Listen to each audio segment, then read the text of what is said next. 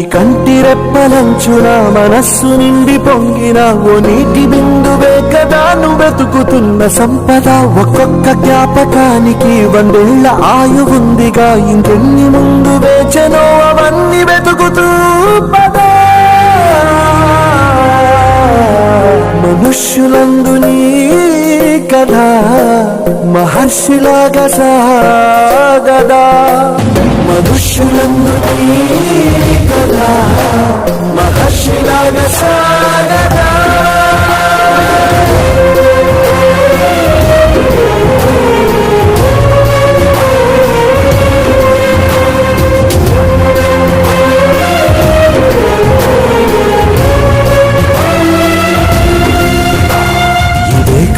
ఇదే కదా నీ కదా, ముగింపు లేనిదై సదా సాగదా.